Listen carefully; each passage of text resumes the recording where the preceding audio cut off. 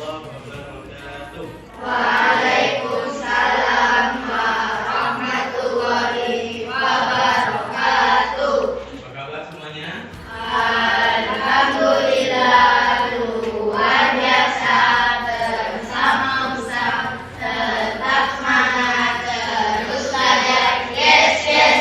Allahu Akbar. Alhamdulillah, beralamin. Mudah-mudahan apa yang diucapkan tadi jadi doa buat kita semua, semangat, sehat, ya.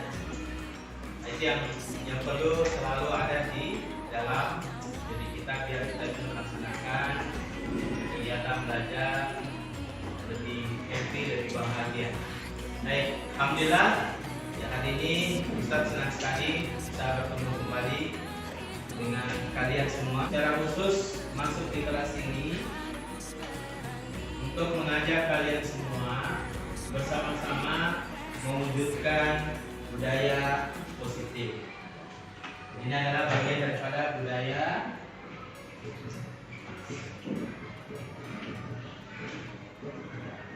positif,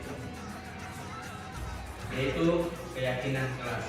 Satu pekan ini kalian telah mempraktikkan kembali atau menguatkan budaya sekolah, ya.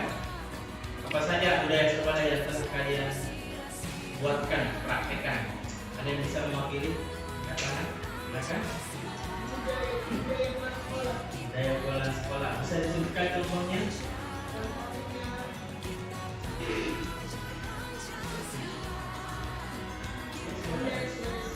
Ya. Ya. Ya.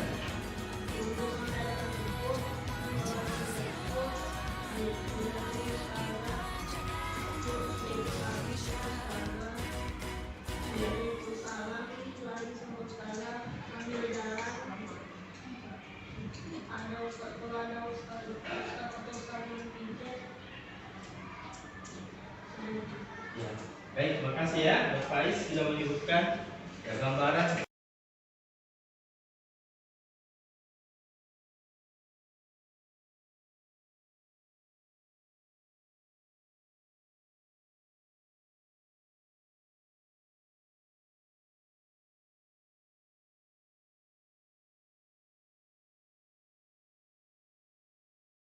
Assalamualaikum warahmatullahi wabarakatuh. Saya selaku pimpinan sekolah menyambut baik kegiatan aksi nyata yang dilakukan oleh guru penggerak kami, yaitu Bapak Harisal. Salah satunya adalah budaya positif yang diterapkan ke anak-anak. Jadi disosialisasikan di kelas 6. Masya Allah, jadi anak-anak bisa menerapkan budaya positif khususnya di dalam kelas sesuai dengan keyakinan kelas yang mereka sepakati, hasil dari kesepakatan mereka tentunya.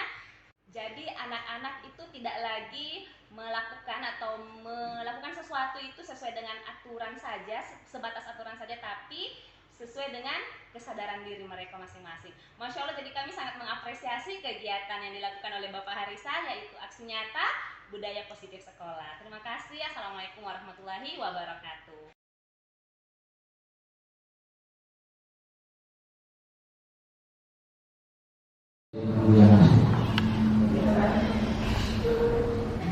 Assalamualaikum warahmatullahi wabarakatuh.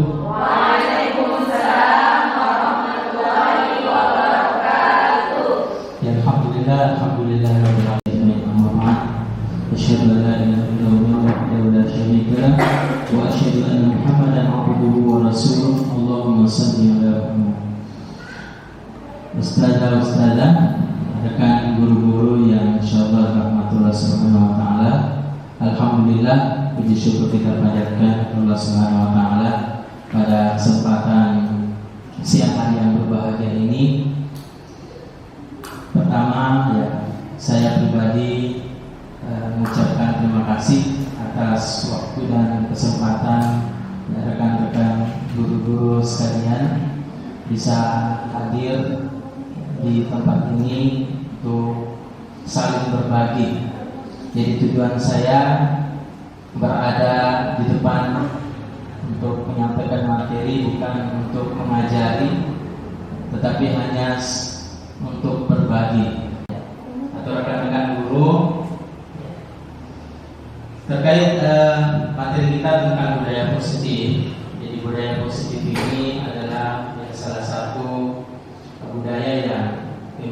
kita terapkan di sekolah. Karena salah satu tanggung jawab seorang guru adalah bagaimana menciptakan suatu lingkungan positif yang terdiri dari warga sekolah yang saling mendukung, saling belajar, yang saling bekerja sama sehingga terciptalah kebiasaan-kebiasaan baik. Materi yang panjang sebenarnya, kita sempit ya. Sebelum kita mulai, ya, saya ucapkan salam dan bahagia. Mudah-mudahan kita semua hari ini berbahagia. Kalau ada punya masalah, disimpan dulu masalahnya. Simpan dulu bahagianya. Baik, topik pembahasan yang ada di slide mulai dari disiplin positif dan nilai kebajikan, kemudian teori motivasi, hukuman dan penghargaan, restitusi, keyakinan kelas, kebutuhan dasar manusia dan dunia berkualitas, restitusi, 5 posisi kontrol, dan segitiga restitusi. Baik, kita mulai. Jadi budaya sekolah, budaya positif ini tujuannya adalah bagaimana bisa di sekolah itu menumbuhkan disiplin positif. Jadi mungkin ketika kita mendengar kata disiplin, kira-kira apa yang terbayang di pikiran kita? Disiplin tepat waktu, apalagi? Ya. Jadi kebanyakan di antara kita, bahkan orang banyak yang menghubungkan kata disiplin dengan tata tertib. Jadi Ki Hajar Dewantara menyatakan bahwa untuk mencapai kemerdekaan belajar ya, dalam konteks pendidikan kita, untuk menciptakan murid yang merdeka, apalagi sekarang kita sudah menerapkan merdeka belajar, itu syarat utamanya adalah harus ada disiplin yang kuat. Apa sih itu disiplin? Kalau kita tadi mainkan disiplin itu selalu berkaitan dengan aturan tata tertib harus dipatuhi. Nah, disiplin itu berasal dari bahasa Latin disiplina, yang artinya belajar. Ya. Ada yang baru tahu? Disiplin itu artinya belajar. Namun ya ini kecenderungan umum. Ya, jadi disiplin itu ya, selalu diarahkan kepada hal yang ketidaknyamanan karena ada aturan yang mengikat. Bukan sesuatu yang kita hargai atau pencapaian tujuan mulia. Nah, kita masuk ke bagian kedua, nilai-nilai kebajikan. Jadi nilai-nilai kebajikan yang universal ini itu meliputi ya, lintas bahasa, suku, bangsa, agama maupun latar belakang. Jadi nilai-nilai kebajikan yang dimaksudkan di sini adalah nilai yang ada di dalam profil pelajar Pancasila. Jadi profil Pancasila itu ada berapa elemen? Ada 6 elemen. Dan nilai-nilai yang akan kita integrasikan ke dalam proses pembelajaran. Itu yang pertama, beriman, bertakwa kepada Tuhan Yang Maha Esa dan berakhlak mulia, mandiri, bernalar kritis, kebinekaan global, bergotong royong, kreatif. Inilah nilai-nilai kebajikan yang diharapkan bisa kita integrasikan ke dalam diri murid-murid kita. Sekarang kita masuk teori motivasi, hukuman, penghargaan, dan restitusi. Teori.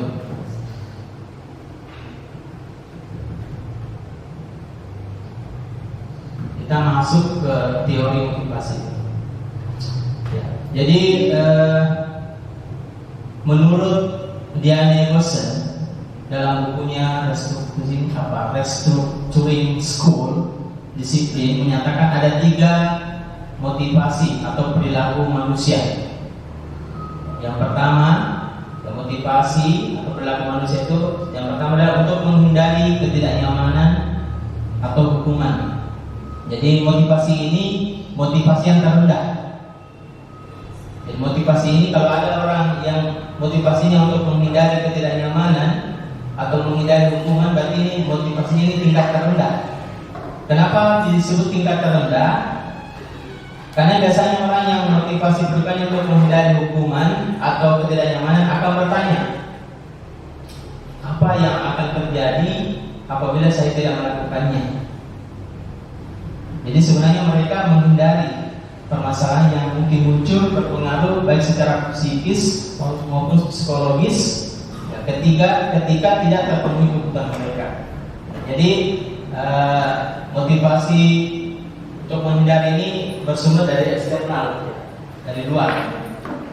Kemudian yang kedua, motivasi untuk mendapatkan imbalan dari orang lain atau institusi.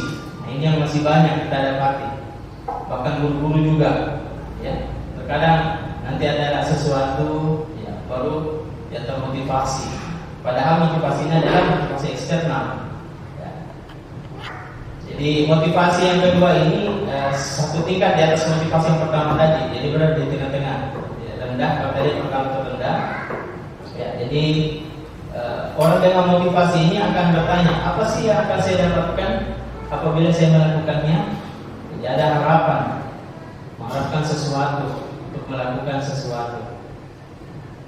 Ya, jadi mereka melakukan sesuatu untuk mendapatkan hadiah, ataukah pengakuan atau imbalan. Jadi motivasi ini masih bersifat eksternal. Kemudian motivasi yang ketiga yaitu untuk menghargai diri sendiri. Jadi motivasi yang tertinggi. Jadi untuk menjadi orang yang mereka inginkan dan menghargai diri sendiri. Jadi motivasi ini orang yang melakukan motivasi ini akan bertanya, berperilaku internal, jadi bukan eksternal. Pertanyaan kemudian, apa sih tujuan daripada disiplin positif? Kira-kira apa? Ada yang bisa memberikan pencerahan? Menanamkan motivasi yang ketiga ini. Jadi motivasi yang ketiga ini untuk menjadi orang yang mereka inginkan dan menghargai diri. Nah, itu intinya. Kan IKM sekarang kan berpusat kepada siswa sesuai dengan kebutuhan, sesuai dengan keinginannya, sesuai dengan nilai-nilai yang mereka percaya. Ya, jadi inilah motivasi tujuan daripada disiplin positif. Disiplinkan anak. Setuju? Ada yang setuju? Yang setuju angkat tangan. Hukuman itu dapat mendisiplinkan anak. Ada yang setuju? Siapa yang setuju? Tidak setuju? Tidak setuju? Apa alasannya tidak setuju? Ada yang bisa menyampaikan? Iya, silakan.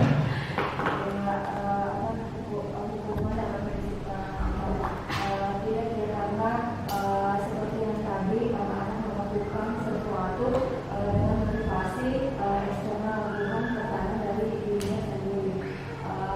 Sebaliknya anak itu harus dimunculkan motivasi, dipancing untuk mendapatkan motivasi tinggal di dalam sendirinya, gitu.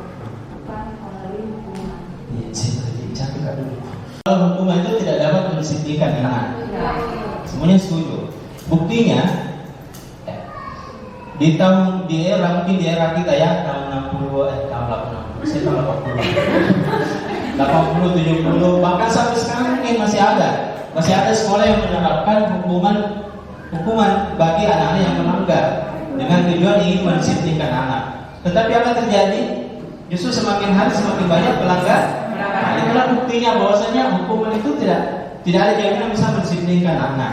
Bahkan sekarang dengan adanya mereka melanggar, hukuman itu dihapuskan. Tidak ada lagi kata hukuman yang berlaku di sekolah. Nah, yang kedua, pemberian hukuman dengan hal positif seperti membaca atau membersihkan halaman sekolah dapat meningkatkan disiplin anak. Setuju? Tidak setuju? Ada yang setuju? Ada yang setuju? Saya setuju. Kalau misalkan kita suruh membaca, ini melanggar nih, baca, naik di depan, baca satu buku.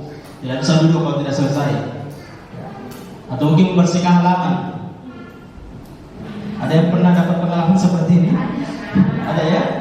Kita dulu mungkin menganggap disuruh membaca, disuruh membersihkan halaman, ya bersihkan got. Nah pertanyaannya di poin 2 ini, setuju tidak setuju?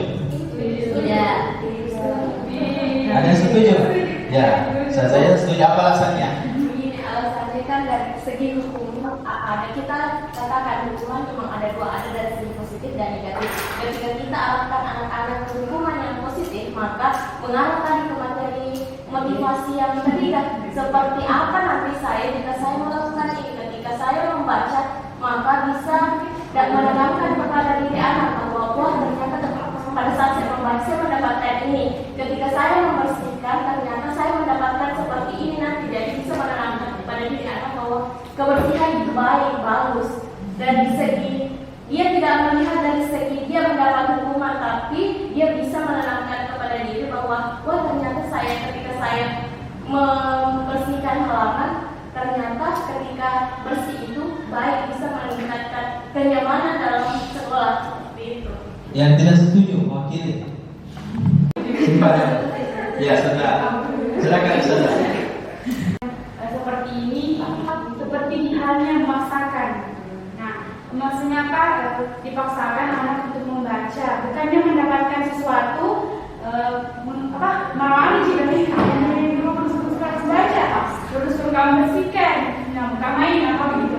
Jadi mungkin untuk hal konsekuensinya bisa diarah bukan hukuman ceritanya, jadi lebih ke motivasi untuk membersihkan, motivasi untuk membaca. Jadi kalau jatuhnya hukuman sampai dengan paksaan menurut saya. Perspektif yang berbeda. Nanti sebentar kita lihat. Kan nyambung dulu tadi di sesi selanjutnya. Yang ketiga, memberi penghargaan dapat meningkatkan motivasi belajar anak. Setuju tidak setuju? Tidak setuju. Oke, baik. Makasih. Kalau kita lanjut.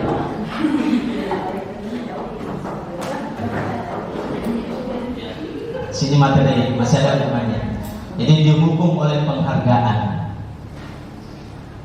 Jadi penghargaan itu, ini menurut pakar ya, Alfikon, bahwa penghargaan itu berlaku sama dengan hukuman. Jadi ketika kita memberikan penghargaan itu sama dengan kita menghukum. Dalam arti meminta atau membujuk seseorang melakukan sesuatu untuk memenuhi suatu tujuan tertentu dari orang yang meminta atau membujuk, dorongan eksternal, dan akan ada faktor ketergantungan. Jadi ada beberapa dampaknya. Jadi menurut Kon, secara ideal tindakan belajar itu sendiri adalah penghargaan sesungguhnya. Jadi kalau kita mau memberikan penghargaan,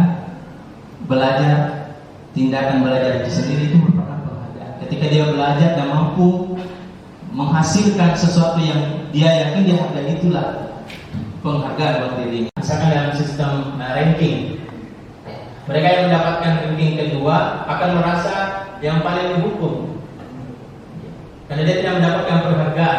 Yang mendapatkan penghargaan hanya ranking 1 saja.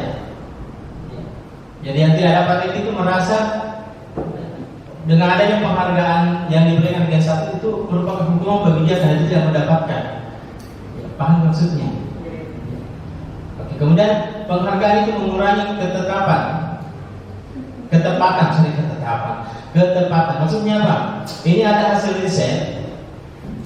Jadi ada hasil riset, anak-anak itu diminta mengingat kata-kata, ya anggaplah kata-kata tertentu. Kemudian mereka diminta mengambil kartu yang berisi kata-kata yang diingat tersebut. Setiap kali muncul, beberapa anak yang akan diberikan permen.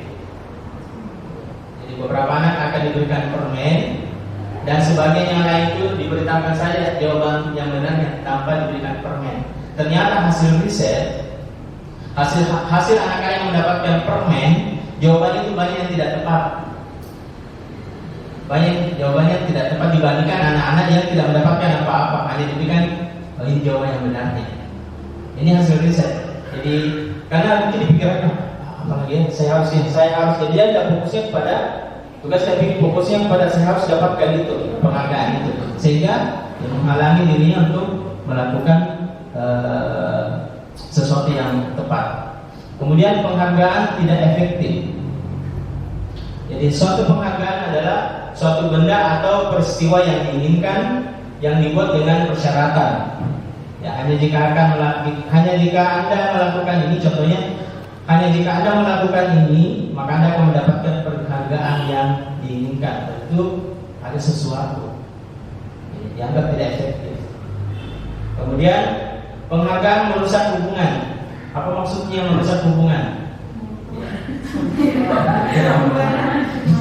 Kira-kira apa maksudnya? Penghargaan itu merusak hubungan. Ketika seseorang diberi penghargaan atau dipuji di depan orang banyak, pasti banyak yang akan iri. Kecuali sosial itu. Sehingga jadi kita tidak. Yang akan terjadi gap, memisahkan diri, dan dia yang hebat, kita tidak. Yang gabung di situ. Itu maksudnya penghargaan itu merusak hubungan. Kemudian selanjutnya, mematikan kreativitas. Intinya ini membatasi.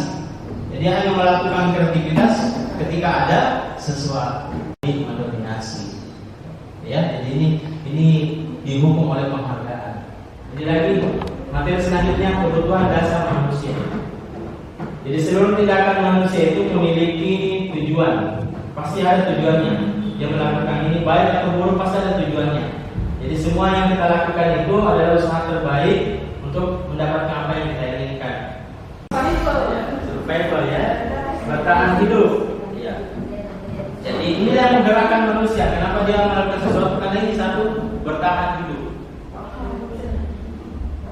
Jadi kebutuhan yang bersifat fisiologis untuk bertahan hidup, misalnya kesehatan, rumah, makanan, kebutuhan biologis, ya bagian daripada proses reproduksi, termasuk kebutuhan untuk bertahan hidup. Ya, komponen psikologis, ya kebutuhan dan termasuk perasaan aman, itu juga kebutuhan bertahan hidup. Kemudian ada belonging, ya, kasih sayang dan rasa diterima. Jadi kasih sayang dan rasa diterima itu ya meliputi kebutuhan akan hubungan dan koneksi sosial. Jadi kalau anak-anak itu kebutuhan dasar kasihnya itu dan rasa diterima itu sangat tinggi. Jadi mereka juga senang akrab dengan gurunya, dengan orang tuanya itu karena ini persoalan kasih sayang dan rasa ingin diterima di komunitasnya atau di lingkungannya. Kemudian selanjutnya ada power, penguasaan. Jadi kebutuhan ini berhubungan dengan kekuatan untuk mencapai sesuatu yang menjadi kompeten. Jadi anak-anak itu yang memiliki kebutuhan dasar ini, contohnya misalkan ingin belajar menjadi pemimpin, itu penguasaan. Jadi kalau ada anak-anak yang terlihat selalu ingin lebih dominan dari temannya, berarti ada power. Kebutuhan dasarnya itu selalu mencoba hal-hal yang baru dan merasa kecewa kalau melakukan kesalahan. Biasanya rapi, sistematik dan selalu ingin mencapai yang terbaik. Itu penguasaan kebutuhan dasar.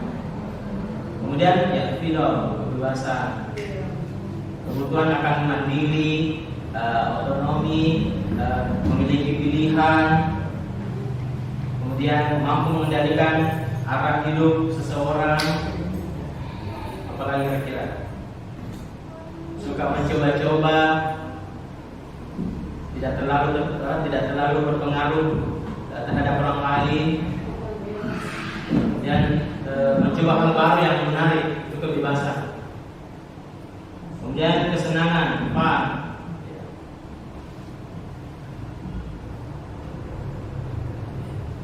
Mencari kesenangan, bermain, tertawa, ya ini kebutuhan kita semua. Jadi kalau ada anak-anak yang ketawa ke TV di kelas, itu kebutuhannya.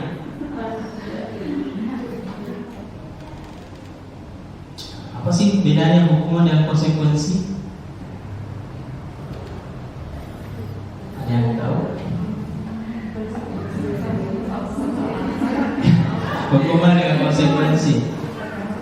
Ya, silakan. Kalau hukuman itu hanya berasal dari gurunya saja. Kalau konsekuensi itu ada kesepakatan antara guru. Ada lagi tambahan? Ya, baik. Supaya lebih jelas, kita lihat. Kita tentukan dulu ya, apa sih yang masuk hukuman dengan konsekuensi. Sebelum kita bahas. Yang pertama,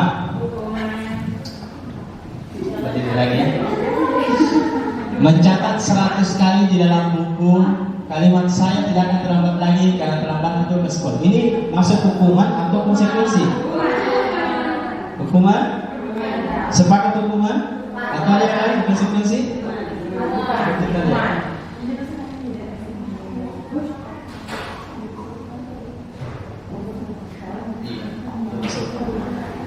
Kemudian lari mengelilingi lapangan basket 2 kali karena terlambat hadir di sekolah. Ini hukuman atau konsekuensi?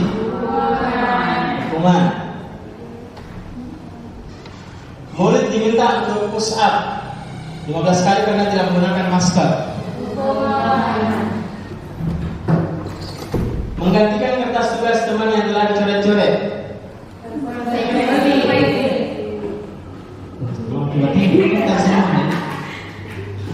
Loloskan semua nanti. Saya tahu daftar berikutnya. Belum menggerak. Membersihkan tumpahan air di meja tulis karena tersenggol pada saat belajar. Konsekuensi. Murid disuruh untuk mengenakan sepatu seharian di sekolah karena tidak menggunakan sepatu hitam.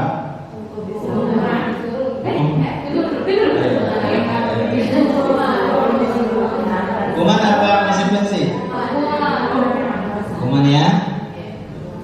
Kemudian terakhir, lari mengelilingi lapangan bola basket 2 kali karena terlambat 10 menit untuk pelajaran PDOK. Apa ini kira-kira? Yo. Apa konsekuensi atau hukuman? Ya, konsekuensi. Kalau kita sudah bisa menjawab ini, berarti sudah ada gambaran. Oh, ternyata hukuman itu seperti ini ya, konsekuensi seperti ini. Untuk lebih detailnya lagi, kita bisa bandingkan di sini perbedaan hukuman dengan konsekuensi. Jelas ya? Ya. Jadi kalau hukuman itu sesuatu yang menyakitkan, tidak mengenakan, itu hukuman. Kalau anak merasa tidak nyaman, saja, misalkan tadi disuruh mengganti, membersihkan, tidak nyaman. Tapi jangka waktu pendek dia rasakan. Anak membenci kedisiplinan. Jadi semakin kita suruh, semakin kita. Kemudian paksaan sifatnya hukuman. Kalau konsekuensi itu stimulus atau tanggapan. Hukuman mendorong anak menyakiti diri sendiri. Konsekuensi mendorong anak agar mudah menyelesaikan diri. Hukuman konsep diri yang buruk. Kalau konsekuensi sebaliknya. Selanjutnya anak belajar untuk menyembunyikan kesalahan ya, karena takut dia merasa bersalah. Karena sering dihukum, akhirnya tidak jujur, menyembunyikan. Nah, kalau konsekuensi anak belajar untuk mematuhi aturan. Hukuman marah, rasa bersalah, dipermalukan, merasa tak dihargai. Kalau konsekuensi kehilangan hak, dibuat tidak nyaman, diasingkan untuk sementara. Yang mana kita pilih? Hukuman konsekuensi. Tetapi masih ada pilihan yang lain dari hukuman dan konsekuensi. Kita selesaikan dulu ini. Nah, ini 5 posisi kontrol ya, yang berhubungan dengan materi-materi sebelumnya tadi. Jadi satu posisi kontrol itu ada sebagai penghukum. Sebentar kita lihat praktiknya, contohnya ada videonya di sini. Kemudian membuat orang merasa bersalah. Teman, pemantau dan manajer. Jadi ada 5 posisi kontrol. 5 posisi kontrol. Nah, biasanya kalau penghukum itu dia selalu menggunakan hukuman fisik ataupun verbal. Nah, ini contoh-contohnya. Posisi bahasa. Kamu tidak benar, kamu tidak pernah benar melakukannya. Ayolah lakukan demi ibu, bapak. Apakah kamu mau mendapatkan stiker bintang hari ini?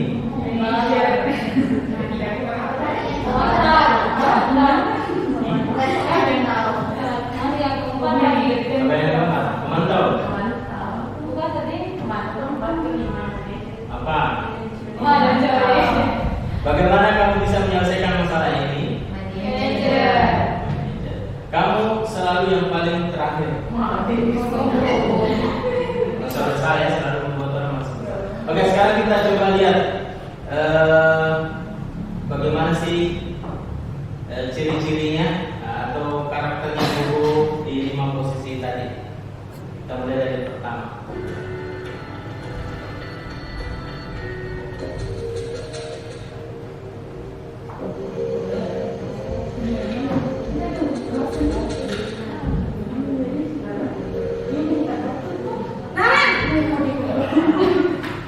Sini kamu. Apa coba? Alasan kamu apa lagi? Kapan sih kamu tidak terlambat? Malas sekali ya kamu jadi anak. Dasar pemalas. Gak kapok-kapok sih kamu. Sudah berapa kali keliling lapangan basket 5 kali sekalian? Biar kapok. Cepat. Pergi sana ke lapangan basket. Jadi ini penghukum ya, posisi kontrol penghukum. Posisi penghukum ini satu, itu murid jadi pendendam. Murid jadi pendendam, pokoknya dia semua hidupnya. Kemudian tidak menyukai guru dan mapel, ya yang diampun tersebut. Kalau saya mungkin masih mending, ya kalau ada SMA kita akan seperti ini. Ya, kita pulang bisa jadi bawa motor kita atau bawa mobil kita itu akan kempes. Itu ya penghukum. Selanjutnya membuat merasa bersalah.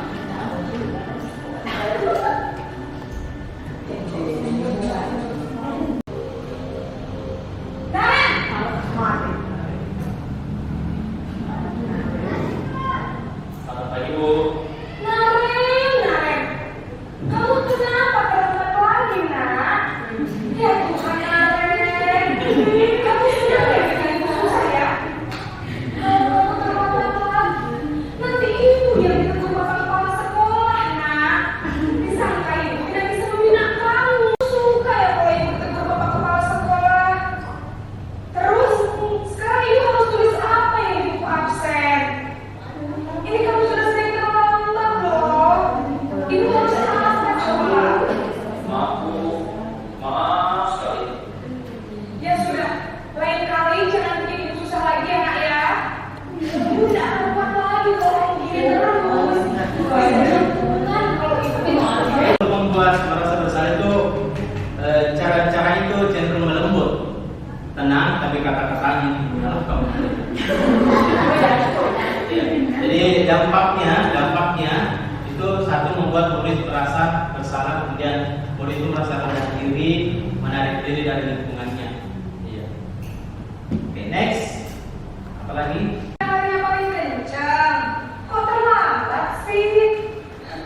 Iya Bu, saya terlambat banget tadi. Jadi biar Bu saya lari kencang, tetap gak kejar Bu. Ya sudah sana. Nanti lain kali larinya lebih kencang lagi ya. Biar gak terlambat lagi. Bikin seneng ibu demi ibu. Bisa kan? Bisa Bu. Ya sudah sana ke sekolah. Ibu beresin urusan absen kamu. Kamu ini ada saja. Jadi kalau posisi teman ini sunda guru akan ramah. Jadi dia lebih kepada sunda guru untuk menghangatkan suasana. Tapi dampaknya itu murid akan bergantung pada satu orang guru tersebut dan ahli murid. Jadi kalau dia melanggar ahli murid dan dilarang. Jadi murid tidak mandiri, tidak berpikir untuk memperbaiki diri sendiri. Selanjutnya posisi memantau, memonitor.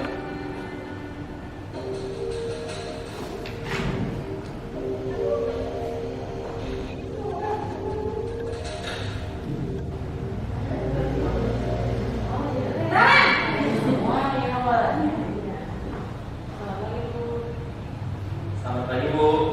Naren, apa peraturan sekolah kita tentang jam berapa kita harus masuk sekolah, nak? Kita harus di sekolah jam 7 Bu. Iya betul, sekarang sudah jam 7.20. Naren sudah tahu konsekuensinya jika terlambat hadir. Paham Bu, saya harus tinggal kelas pas jam istirahat selama 20 menit. Iya benar, konsekuensinya demikian. Jadi nanti jam 9 9.30, pas istirahat, kamu harus tinggal di kelas, kerjakan tugas tambahan untuk ketertinggalan kamu, ya? Baik, Bu. Jadi dia selalu berbagi data jam berapa. Jadi ciri-cirinya itu tetap dia data suaranya tidak emosional, ya, tidak bersendagura juga, ya, tidak menggunakan suara ya tinggi. Berarti dia hitung-hitungan aturan jam sekian, konsekuensinya apa. Okay, next, manager. Sekarang sudah jam 7.20. Jadi sekarang bagaimana ini, Karen? Maaf, Bu. Saya lepas dari alarm saya semalam. Baiklah, menurut kamu, keyakinan sekolah yang mana yang perlu kamu tingkatkan? Menghargai diri sendiri dan orang lain mungkin, ya, Bu. Setuju. Jadi, apakah Naren meyakini prinsip saling menghormati tersebut? Iya, Bu. Saya meyakininya. Apakah Naren bersedia memperbaiki masalah keterlambatan ini? Bersedia, Bu. Bagaimana kamu akan perbaiki masalah keterlambatan ini? Saya akan coba untuk tidak lupa menyetel alarm saya, Bu. Baik, kalau Naren lupa menyetel alarm di rumah, ada orang yang kira-kira bisa bantu mengingatkan tidak? Ada, Bu. Kata saya, Kak Emma. Ada lagi selain Kak Emma? Selain Kak Emma, ada ibu saya. Baik, jadi yang mengingatkan Naren adalah Kak Emma dan ibu kamu, ya? Kira-kira akan mulai setel alarm kapan nih, Naren? Setelah pulang sekolah, akan segera saya lakukan. Baik, jadi Naren akan setel alarm untuk bangun besok pagi dan akan diingatkan oleh kakak dan ibunda Naren, ya? Ada lagi yang mungkin perlu dilakukan, Naren? Agar tidak terlambat bangun lagi. Tidak ada, Bu. Baik, Naren. Terima kasih untuk kerjasama kamu. Sekarang kamu perlu kembali ke kelas untuk belajar. Baik, Bu. Terima kasih. Kira-kira kita berada di posisi mana? Kalau sebelumnya jadi kita akan serius ya di posisi ini. Setelah kita berada di ini, usahakan kita berada di posisi ini sebagai manajer restitusi. Kalau konsekuensi itu sifatnya netral. Jadi hukuman itu negatif, konsekuensi itu netral, restitusi itu positif. Dan judulnya kita budaya positif, bagaimana menemukan, menciptakan budaya positif di sekolah. Jadi restitusi adalah proses menciptakan kondisi bagi murid untuk memperbaiki kesalahan mereka, sehingga mereka bisa kembali kepada kelompok mereka dengan karakter yang lebih kuat. Jadi restitusi ini proses kolaboratif, bukan individu.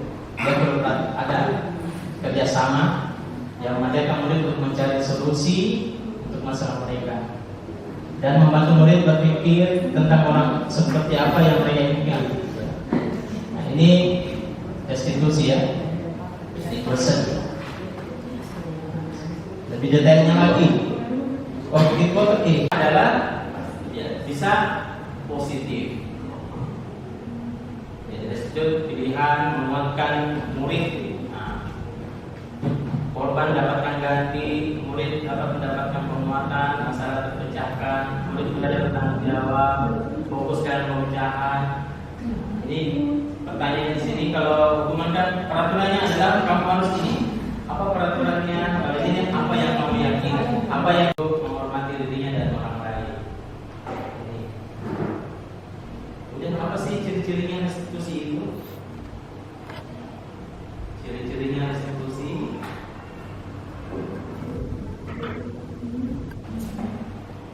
Ini ciri-cirinya restitusi. Bukan untuk menebus kesalahan, namun untuk belajar dari kesalahan. Bukan dia, misalkan dia tumpahkan dan saya bayar berapa harganya? Bukan menebus kesalahan. Kalau restitusi tidak, dia belajar dari kesalahan, dia tidak mengulangi, memperbaiki hubungan, tawaran, dia bukan paksaan. Menuntun kembali ke dalam diri, mencari tujuan dasar. Restitusi diri adalah yang paling baik. Restitusi fokus pada karakter dengan tindakan. Restitusi fokus pada solusi. dan mengembalikan murid yang berbuat salah pada kelompoknya, bukan justru mengasingkan.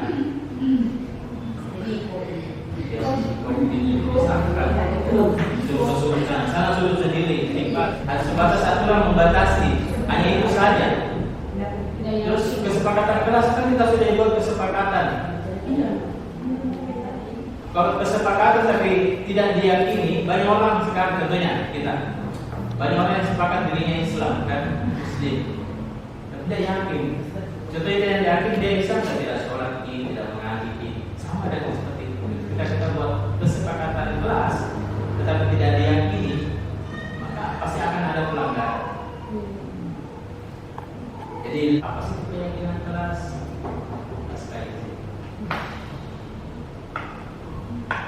Ya, mengapa tidak peraturan saja? Mengapa harus keyakinan kelas? Jadi kan kita berpikir kalau kita naik motor kan tidak diminta-minta. Kalau terjadi kecelakaan jatuh, ya, organ yang paling fatal yang bisa bermasalah di diri kita adalah kepala.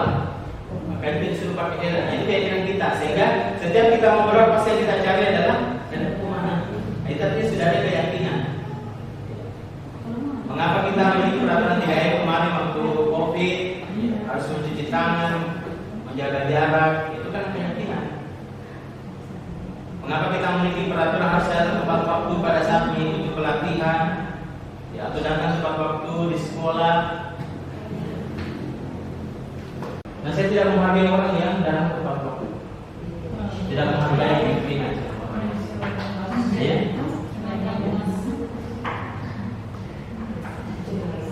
Oke, next. Nah, contohnya kita langsung masuk. Coba kita analis yang mana kira-kira yang masuk aturan kesepakatan kelas, yang mana keyakinan kelas. Ya. Coba kita analis. Yang berwarna kah atau yang putih? Ini sebenarnya kesepakatan kelas tulisannya tapi ini ada di sini keyakinan kelas. Abstrak. Dia tidak dibatasi. Contohnya misalnya guru dan murid saling menyayangi. Itu abstrak. Banyak. Misalkan dia Jepang guru habis itu saling menyayangi juga. Ya, tidak membentak, tidak memakan, perlu disuruh tidak.